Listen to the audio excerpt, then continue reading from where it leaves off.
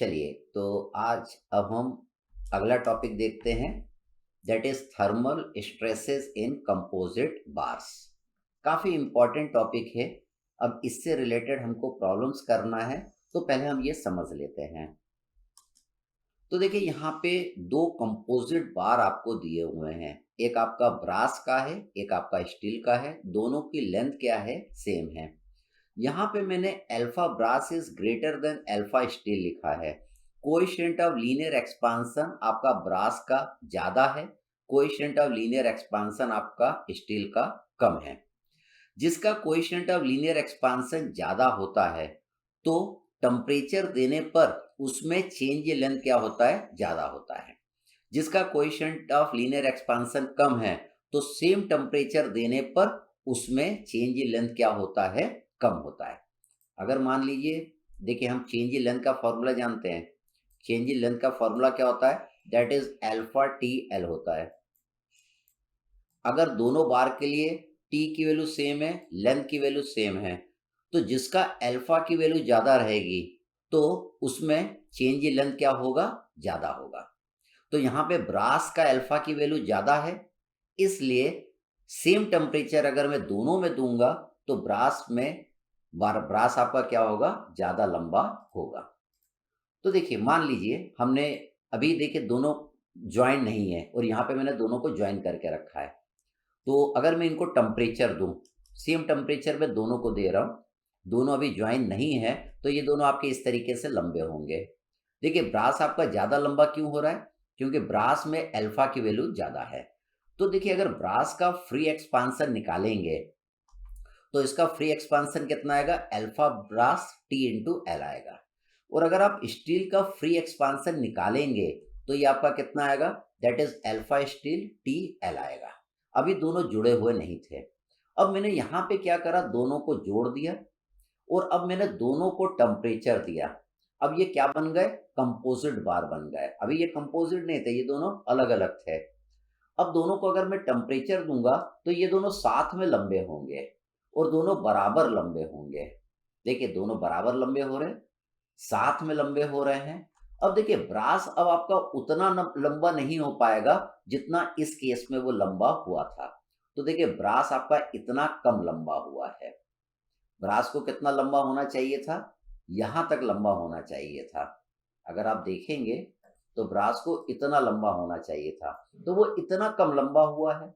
इतना कम लंबा क्यों हुआ है? क्योंकि ये स्टील वाले ने इसको रोक लिया है इतना लंबा होने से, क्योंकि स्टील वाला इससे जुड़ा हुआ है। मतलब स्टील वाला क्या करेगा? ब्रास को अपनी नीचे की ओर खींचेगा। मतलब ब्रास के अंदर क्या आएगा? कंप्रेसिव फोर्स आएगा। ये कंप्रेसिव फोर्स, ये इंटरनल फोर्स है जो ब्रास के अंदर जनरेट हो जाएगा। इसके कारण ये इतना छोटा रह गया। इसके कारण ये कितना छोटा रह गया? That is alpha sigma B L into E, जितना चेंज इन लेंथ इसमें कम हो गया। देखिए, चेंज इन लेंथ का फॉर्मूला जानते हैं। चेंज इन लेंथ का आपने क्या फॉर्मूला पढ़ा है? That is F L upon A. अब मैं एफ बाई ए को क्या लिख सकता हूं? स्ट्रेस लिख सकता हूं। मतलब चेंज इन लेंथ का फॉर्मूला क्या बन जाएगा? That is stress into length divided by E. तो ये जो आपका चेंज इन लेंथ आया है, ये इस एफ बी फोर्स के कारण आया है, जो इसके अंदर इंटरनल फोर्स जनरेट हुआ, जो कि स्टील के कारण जनरेट हुआ। इसके कारण ये इतना छोटा रह गया, ये इतना छोटा रह गया। अब अगर अपन स्टील को देखेंगे, स्टील को इतना लंबा होना चाहिए था, लेकिन स्टील इससे ज्यादा लंबा हो गया। ज्यादा लंबा क्यों हुआ? क्योंकि ब्रास यहां तक लंबा होना होना चाहिए था। अब ब्रास के साथ ये जुड़ा हुआ है, तो ब्रास ने क्या करा? स्टील को और ऊपर तक खींच लिया। मतलब स्टील के अंदर क्या आएगा? एक टेंजाइल फोर्स आएगा। टेंजाइल फोर्स क्यों आया? क्योंकि ब्रास ने स्टील को पकड़ के ऊपर की ओर खींच लिया। तो इस वाले फोर्स के कारण इसमें चेंज इन लेंथ हुआ। ये चेंज इन लेंथ कितना होगा? ये देखिए, यहां से यहां तक चेंज इन लेंथ क्या हुआ? ज्यादा हुआ ये वाला। ये चेंज इन लेंथ कितना ज्यादा हुआ? That is sigma steel L upon E. और ये कितना हुआ था? Sigma brass L upon E. अब देखिए, अब ये तो आपका इक्विलिब्रियम में आ गया। अब हमको क्या करना पड़ेगा, ये स्ट्रेस की वैल्यू निकालना पड़ेगा कि सिग्मा बी कितना आएगा, सिग्मा एस कितना आएगा, और भी दूसरी चीजें हमको कैलकुलेट करना पड़ेगा। यहाँ पे फोर्स की वैल्यू कितना आएगा, ये फोर्स की वैल्यू कितना आएगा। तो हमें इक्विलिब्रियम इक्वेशन और कंपैटिबिलिटी इक्वेशन बनाना पड़ेगा। एक चीज क्लियर है कि force in brass will be equal to force in steel. ये दोनों किस में आ गए, इक्विलिब्रियम में आ गए हैं। तो देखिए हम पहली इक्वेशन बना सकते हैं, compressive force in brass is equal to tensile force in steel. Brass में क्या आएगा, कंप्रेसिव फोर्स आएगा, और स्टील में क्या आएगा, टेंसाइल फोर्स आएगा। यहीं पे हम समझ लेते हैं, जिसका अल्फा ज्यादा रहता है उसमें कंप्रेसिव फोर्स आता है, जिसका अल्फा की वैल्यू कम होती है उसमें टेंसाइल फोर्स आता है। जिसका अल्फा ज्यादा रहता है वो ज्यादा लंबा होना चाहता है, लेकिन ये दोनों जुड़े हुए हैं तो वो ज्यादा लंबा नहीं हो पाता है, इसलिए उसमें क्या आता है, कंप्रेसिव फोर्स आता है। इसका अल्फा कम है तो ये कम लंबा होगा, लेकिन ये इसके साथ जुड़ा हुआ है तो ये जितना लंबा होना चाहिए था उससे ज्यादा लंबा हो जाएगा, इसलिए इसमें क्या आएगा, टेंसाइल फोर्स आएगा। तो देखिए compressive force in brass is equal to tensile force in steel. मतलब हम लिख सकते हैं force in brass is equal to force in steel. हम जानते हैं फोर्स क्या होता है, स्ट्रेस इनटू एरिया होता है। मतलब stress in brass into area of brass is equal to stress in steel into area of steel. ये आपकी एक इक्वेशन बन गई। अब देखिए आपने यहाँ पे इक्विलिब्रियम इक्वेशन लगा के ये दो इक्वेशन बना ली। अब हमें एक और इक्वेशन बनाना है जिसको हम बोलते हैं कंपैटिबिलिटी इक्वेशन। देखिए इन दोनों में चेंज इन लेंथ क्या हो रहा है, बराबर हो रहा है। ये दोनों देखिए बराबर लंबे हो रहे हैं। ये देखिए ये दोनों में चेंज इन लेंथ क्या हो रहा है, बराबर हो रहा है। यहाँ पे भी हम देखें तो ये चेंज इन लेंथ स्टील में भी उतना हो रहा है जितना चेंज इन लेंथ ब्रास में हो रहा है। तो हम लिख सकते हैं यहाँ पे actual expansion of brass is equal to actual expansion of steel, ये हम लिख सकते हैं। तो देखिए एक्चुअल एक्सपांसन इन ब्रास निकालना है, ब्रास को इतना लंबा होना चाहिए था। ये क्या आपका alpha brass T length of brass, alpha brass T length of brass, उसमें से अपन इतना माइनस कर देंगे, पूरे में से हम इसको माइनस कर देंगे, तो ये क्या आ जाएगा, एक्चुअल एक्सपांसन ऑफ ब्रास आ जाएगा। ठीक। अब देखिए स्टील को इतना लंबा होना चाहिए था, यहां से यहां तक होना चाहिए था। ये लंबा जो हुआ तो इसको हम क्या बोलेंगे, alpha steel T into length of steel. लेकिन वो इतना ज्यादा लंबा हुआ तो इसमें अपन क्या करेंगे, इसको जोड़ देंगे। किसको जोड़ देंगे, इस वाली टर्म को जोड़ देंगे, इसमें जोड़ देंगे, तो क्या आ जाएगा, ये पूरी टर्म आ जाएगा। मतलब जो स्टील में जो एक्चुअल एक्सपांसन हो रहा है वो आपका निकल के आ जाएगा। तो देखिए actual expansion in brass that is change in length in brass is equal to change in length in steel. तो इसको मैंने क्या लिखा, alpha brass T L minus sigma B L upon ई।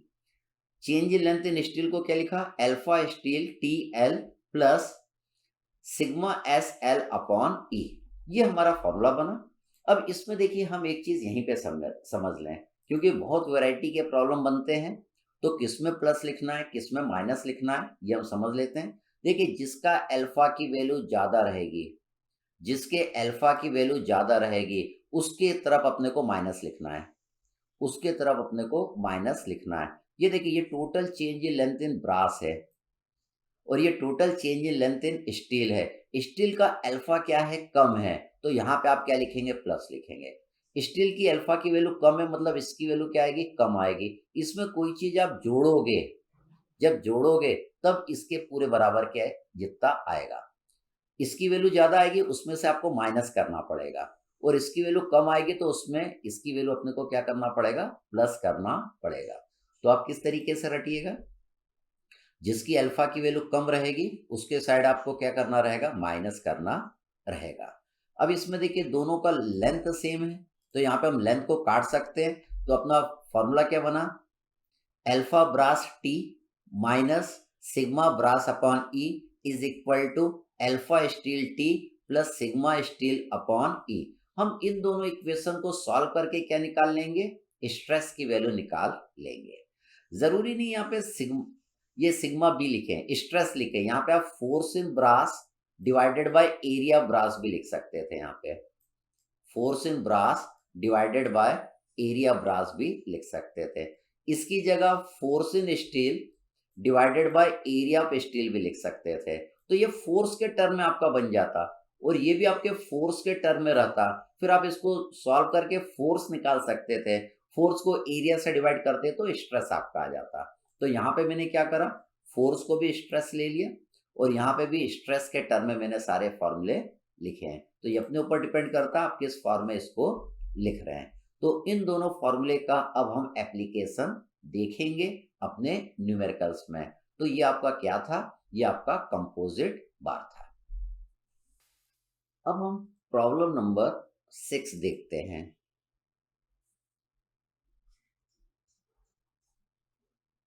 तो प्रॉब्लम आप पहले खुद से ट्राई करिएगा, मैं सीधे सॉल्यूशन पे आऊंगा। तो ये प्रॉब्लम बहुत इजी होते हैं, खाली आपको इक्विलिब्रियम इक्वेशन और कंपैटिबिलिटी इक्वेशन समझ में आना चाहिए। तो देखिए इसमें बोल रहा है steel rod 20 mm diameter pass centrally through a copper tube of 50 mm external diameter and 40 mm internal diameter. The tube is close at each end by a rigid plate. देखिए यहाँ पे भी रिजिड प्लेट लगी हुई है, यहाँ पे भी एक रिजिड प्लेट लगी हुई है और ये क्लोज है दोनों साइड से। आगे ये कह रहा है the tube is closed at each end by a rigid plate of negligible thickness. The nut are tightened lightly home on the projecting part of the rod. If the temperature of the assembly is raised by 50 degrees centigrade, calculate the stresses develop in copper and steel. इसमें stress निकालना है। E for steel and copper आपको दिया है, giga Newton पर metre square में दिया है। Alpha for steel and copper की वैल्यू आपको दिया हुआ है। अब देखिए हमने क्या करा है, हमने टेम्परेचर 50 डिग्री सेंटीग्रेड बढ़ा दिया है। तो यहां पे देखेंगे अगर अल्फा कॉपर की वैल्यू ज्यादा है, मतलब कॉपर आपका ज्यादा लंबा होना चाहेगा, लेकिन ये ज्यादा लंबा नहीं हो पाएगा क्योंकि इसके साथ क्या है, स्टील जुड़ा हुआ है। मतलब कॉपर में क्या आएगा, कॉम्प्रेसिव स्ट्रेस आएगा, कॉम्प्रेसिव स्ट्रेस आएगा। स्टील का अल्फा की वैल्यू क्या है, कम है, तो ये कम लंबा नहीं हो पाएगा, ये ज्यादा होगा क्योंकि ये कॉपर के साथ जुड़ा है। तो स्टील में क्या आएगा, टेंजाइल स्ट्रेस आएगा, टेंजाइल स्ट्रेस की वैल्यू आपकी आएगी। तो देखिए जितना फोर्स कॉपर में आएगा उतना ही फोर्स स्टील में आएगा। तो आप क्या लिखेंगे, force in copper is equal to force in steel. दोनों में फोर्स क्या आएगा, बराबर आएगा, एक में कंप्रेसिव फोर्स आएगा तो एक में टेंजाइल फोर्स आएगा। हम जानते हैं फोर्स क्या होता है, स्ट्रेस इनटू एरिया होता है। Stress in copper into area of copper is equal to stress in steel into area of steel. देखिए एरिया ऑफ कॉपर का एरिया निकालना, तो हम क्या करेंगे, बाहर वाले सर्कल के एरिया में से हम अंदर वाले सर्कल के एरिया को माइनस कर देंगे। तो आपका कॉपर का ये जो एरिया है, ये वाला एरिया निकल के आएगा, यहाँ पे स्ट्रेस आपका लगेगा। This will be our resisting area. तो कॉपर का एरिया मैंने निकाला π/4 डी आउटर का whole square minus D inner का whole square, area of copper आ गया। एरिया ऑफ स्टील निकालना है, तो स्टील का डायमीटर आपको दिया 20 mm, तो π/4 डी स्क्वायर कर दिया।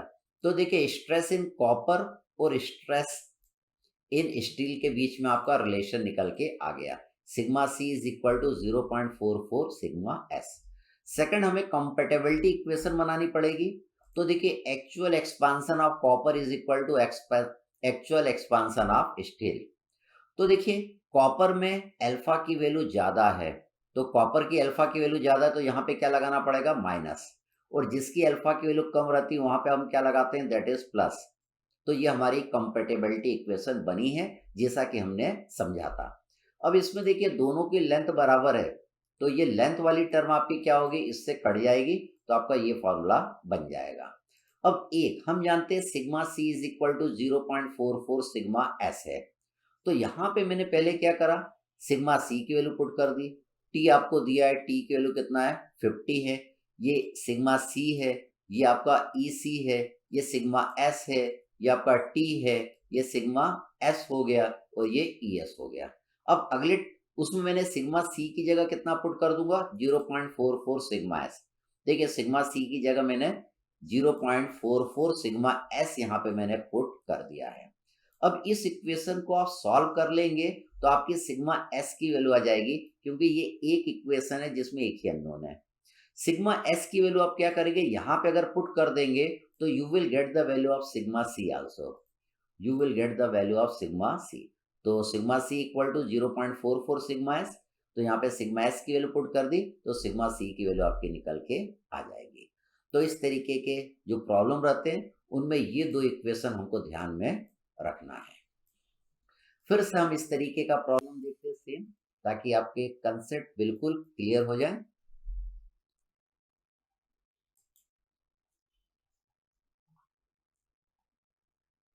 देखिए सेम वैसा का वैसा प्रॉब्लम है। क्या बोल रहा है, स्टील ट्यूब, ये स्टील ट्यूब आपको दिया है। Extern tube 30 mm external diameter, 20 mm internal diameter, encloses a copper rod, इसके बीच में कॉपर रॉड है ऑफ 15 mm डायमीटर इसका दिया है, to which it is rigidly joint at its end. ये देखिए ये दोनों रिजिडली ज्वाइंट है एंड पे, ये दोनों जुड़े हुए हैं, कॉपर और स्टील ये सब जुड़े हुए हैं।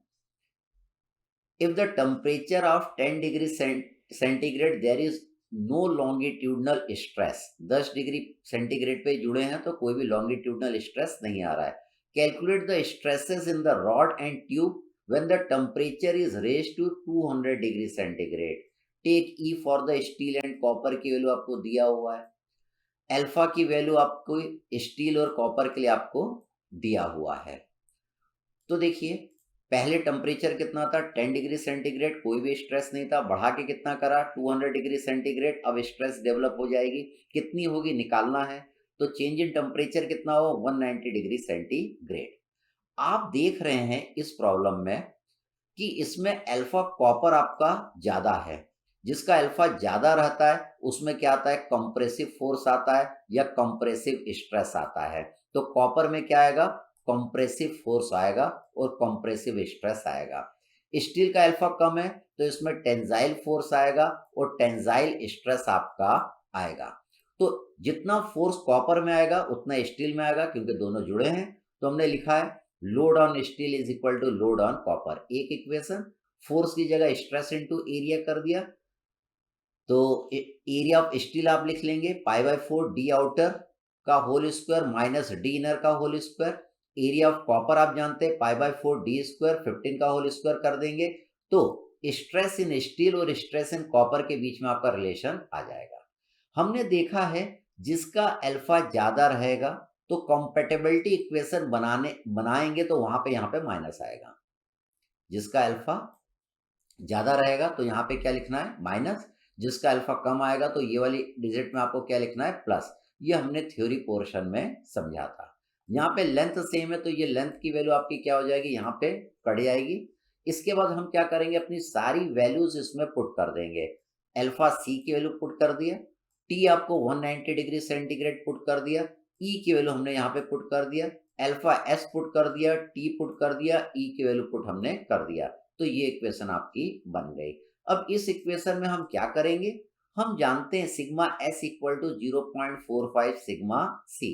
सिग्मा एस की जगह भी मैंने 0.45 सिग्मा सी यहाँ पे पुट कर दिया। तो एक इक्वेशन है, इसको सॉल्व कर लेंगे तो सिग्मा सी की वैल्यू आ जाएगी।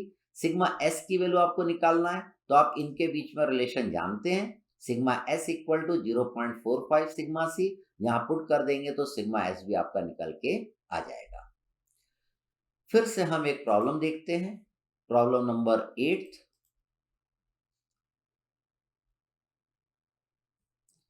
तो देखिए यहाँ पे भी सेम है, यहाँ पे एक गन मेटल है, एक स्टील की रॉड आपको दिया है, स्टील का एक्सटर्नल डायमीटर और इंटरनल डायमीटर दिया हुआ है, और ये गन मेटल है, इसका भी डायमीटर आपको दिया है 25 mm, इसका भी डायमीटर दिया हुआ है।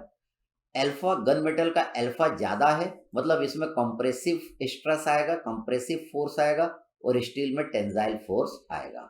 तो हमको क्या निकालना है, determine the stresses develop in the rod and the tube अपने को निकालना है when the temperature of the assembly is raised to 240 degree centigrade. Starting में टेम्परेचर था 40 डिग्री सेंटीग्रेड, इतना हो गया।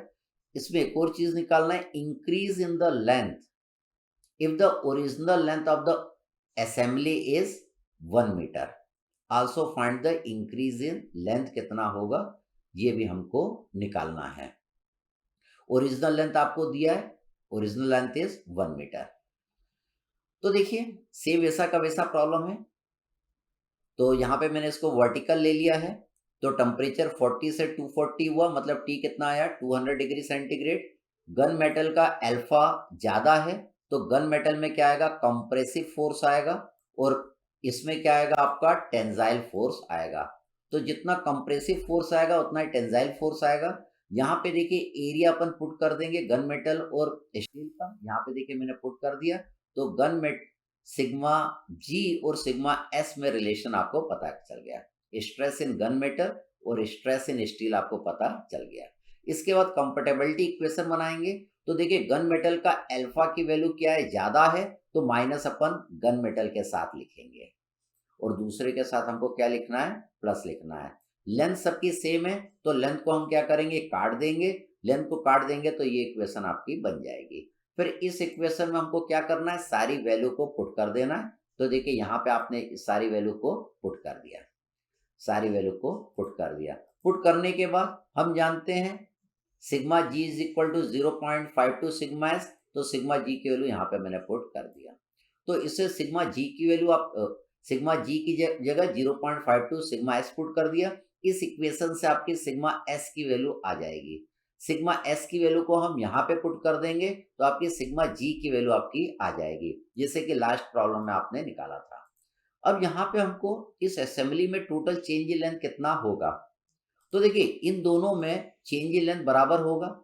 आइदर आप इस वाले फॉर्मूले का यूज करिए और चेंज इन लेंथ निकालिए, या इस फॉर्मूले का आप यूज करिए और टोटल इसमें चेंज इन लेंथ कितना होगा वो निकालिए। दोनों से क्या आएगा, बराबर आएगा। तो देखिए increase in length of the assembly, तो मैंने क्या लिखा है, alpha G T L minus sigma G upon E G into L. तो इससे आपकी चेंज इन लेंथ कितनी आ रही है, 2.846 mm आ रही है। या आप इस वाले फॉर्मूले से निकालिए, प्लस वाले से निकालिए, alpha S T L plus sigma S upon E S into L. मैंने यहाँ पे सारी वैल्यू पुट कर दी है, alpha steel T L sigma S सारी वैल्यू एल। एल आपको कितना दिया, 1 मीटर, तो यहाँ पे 1000 mm पुट कर दिया है। तो इससे भी आपका चेंज इन लेंथ क्या आएगा इस फॉर्मूले में, इस प्रॉब्लम में सेम आएगा। देखिए दोनों सेम आ रहा है, आइदर ये वाला यूज करिए या ये वाला यूज करिए, दोनों से सेम आएगा। तो ये भी आपने कैलकुलेट कर लिया। फिर हम आगे बढ़ते हैं प्रॉब्लम नंबर 9।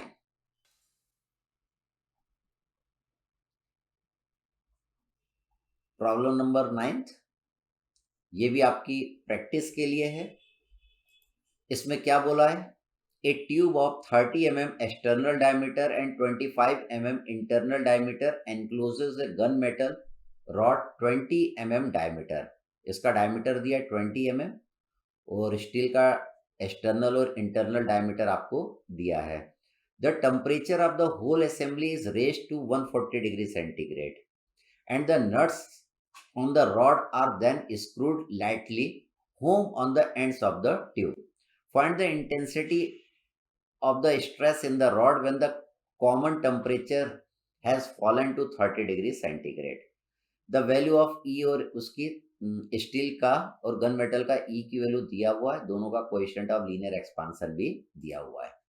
तो देखिए 140 डिग्री सेंटीग्रेड से टेम्परेचर जब 30 पे आएगा तो इसमें कॉन्ट्रैक्शन होगा, ये कॉन्ट्रैक्ट करेगा, छोटा होने की कोशिश करेगा, लेकिन चूंकि हमने यहाँ पे बांध के रखा है इसलिए छोटा नहीं हो पाएगा, तो इसके अंदर स्ट्रेस आएगा।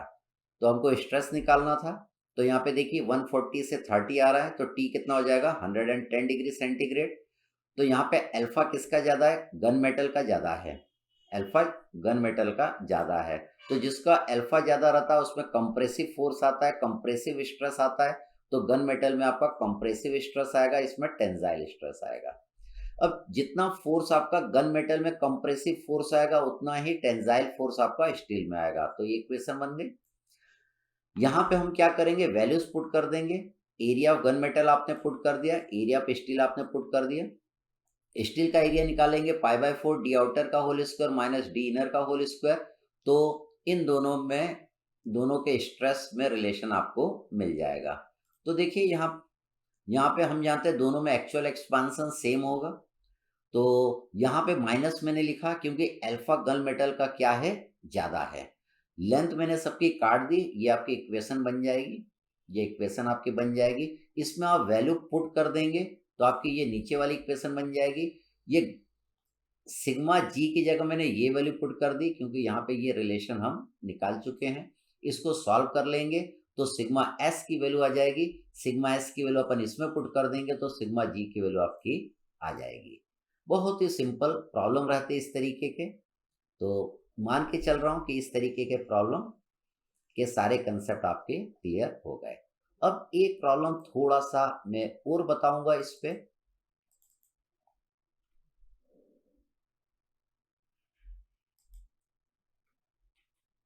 तो इसमें थोड़ा सा और ऐड किया गया है। देखिए क्या बोल रहा है, a bar of brass 25 mm diameter is enclosed in a steel tube of 50 mm external diameter and 25 mm internal diameter. The bar and the tube are both initially 1.5 meter long and are rigidly fastened at both ends using 20 mm diameter pin. Find the stresses in the two material when the temperature rise from 30 से 100 degree centigrade. Find also shear stress induce in the pin. ये भी हमको निकालना है, ये भी हमको निकालना। तो ये नई चीज है इसमें, ठीक। तो पहले देखिए अपन स्ट्रेस निकाल लेते हैं। स्ट्रेस निकालने में आपको कोई दिक्कत नहीं है। टेम्परेचर 30 से 100 डिग्री हुआ, मतलब टी की वैल्यू कितना लेना है, 70 लेना है। हम जानते हैं जिसका अल्फा ज्यादा है, ब्रास का अल्फा ज्यादा है, तो ब्रास में आपका कंप्रेसिव स्ट्रेस आएगा और टी में आपका टेंसाइल स्ट्रेस आएगा। जितना कंप्रेसिव फोर्स या स्ट्रेस, जितना कंप्रेसिव फोर्स इतना आएगा उतना ही टेंसाइल फोर्स इसमें आएगा। तो force in steel is equal to force in brass. Force की जगह स्ट्रेस इनटू एरिया लिख दिया, यहाँ पे मैंने वैल्यू को पुट कर दिया। तो स्ट्रेस इन स्टील और स्ट्रेस इन ब्रास में आपका रिलेशन निकल के आ गया। उसके बाद हम क्या करेंगे, ये इक्वेशन बनाएंगे, actual expansion of steel equal to actual expansion of brass. ये इक्वेशन आप जानते हैं। किसमें माइनस लिखेंगे, जिसके अल्फा की वैल्यू क्या है, ज्यादा है। ब्रास की अल्फा की वैल्यू क्या है, ज्यादा है। तो देखिए ब्रास के साइड मैंने माइनस लिखा है और यहाँ पे प्लस। लेंथ सबकी सेम है, सबको मैंने काट दिया। यहाँ पे मैं वैल्यू सारे पुट कर दूंगा और अल्फा स्टील की जगह मैंने 0.33 अल्फा ब्रास यहां से मैंने पुट कर दिया है। तो इससे आपका अल्फा स्टील और अल्फा ब्रास की वैल्यू निकल के आ जाएगी जब आप सॉल्व करेंगे। अब देखिए, अब हमें क्या क्या निकालना है। हमें निकालना है शियर फोर्स निकालना पड़ेगा क्योंकि हमको शियर स्ट्रेस निकालना। देखिए आपका ऐसा प्रॉब्लम है, ये यहाँ पे पिन लगी हुई है। इस पिन ने क्या करा, स्टील और ब्रास को जोड़ के रखा हुआ है, दोनों को जोड़ के रखा हुआ है। तो यहाँ पे क्या आएगा, शियर स्ट्रेस आएगा। यहाँ पे शियर स्ट्रेस आएगा, यहाँ से टूट जाएगा। और यहाँ पे भी क्या आएगा, शियर स्ट्रेस आएगा। तो यहाँ पे शियर स्ट्रेस कितना आएगा वो हमको निकालना है ना, वो हमको निकालना है। वो निकालने के लिए हमको यहाँ पे शियर फोर्स निकालना पड़ेगा। यहाँ पे शियर फोर्स निकालना है तो आइदर आप इस तरीके से निकालिए, shear force in steel is equal to sigma steel into area पे स्टील। सिग्मा स्टील की वैल्यू आप निकाल चुके हैं। एरिया पे स्टील देखिए, आप जानते हैं π/4 डी आउटर का whole square minus D inner का होल स्क्वायर। तो स्टील का देखिए आउटर डायमीटर आपको दिया 50 mm और इंटरनल दिया 25 mm। तो इससे शेयर फोर्स इन स्टील की वैल्यू आ जाएगा। जितना शेयर फोर्स स्टील में आएगा उतना ही शेयर फोर्स आपका ब्रास में भी आएगा। अगर इससे निकालेंगे तब भी सेम आएगा। शियर फोर्स इन ब्रास निकालना है तो stress in brass into area brass.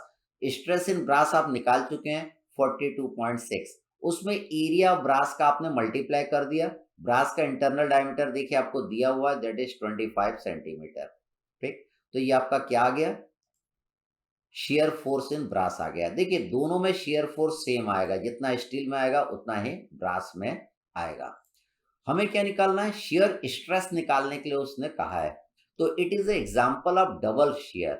एक आपका यहाँ पे भी शेयर होगा पिन में और एक पिन में यहाँ पे भी शेयर होगा। तो शेयर स्ट्रेस पिन में निकालना है तो share force in steel divided bye 2 times area of pin करना पड़ेगा। आइदर शियर फोर्स स्टील का लीजिए या ब्रास का लीजिए, दोनों की वैल्यू क्या आएगी, सेम आएगी। तो इस फोर्स को 2 टाइम्स एरिया ऑफ पिन हमको करना पड़ेगा। तो पिन का देखिए डायमीटर आपको दिया, दैट इज 20 mm।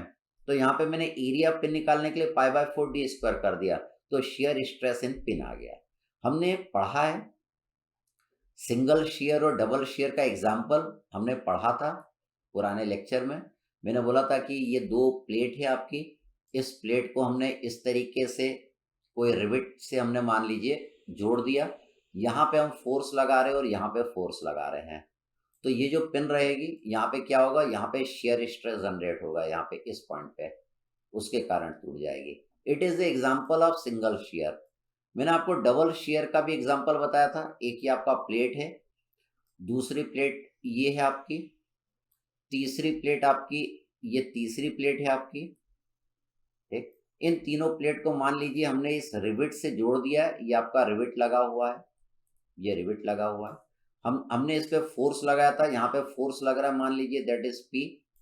तो इन दोनों जगह आपका फोर्स लगेगा, यहाँ पे कितना लगेगा, P/2 लगेगा, और यहाँ पे कितना लगेगा, P/2। तभी ये इक्विलिब्रियम में रहेगा, जितना इधर लगेगा उतना इधर, यहाँ पे P लगेगा तो यहाँ पे भी P लगेगा। तो ये it is the example of double share. यहाँ से आपका पिन में शेयर, यहाँ पे शेयर होगा और यहाँ पे भी शेयर होगा। अगर यहाँ पे शेयर स्ट्रेस निकालना है आपको, तो यहाँ पे क्या फॉर्मूला आप यूज करते हैं, दैट इज P/A आपको यूज करना है। और डबल शेयर के केस में अगर शेयर स्ट्रेस आपको निकालना है, दैट इज P/2A आपको यूज करना पड़ेगा। तो इस वाले प्रॉब्लम में शेयर कहाँ हो रहा है, इस जगह और इस जगह हो रहा है, इसलिए दोनों जगह का एरिया अपन लिखेंगे। तो इसमें इस तरीके से हम शेयर स्ट्रेस पिन में निकालते हैं। फिर आगे बढ़ते हैं अगले केस की तरफ।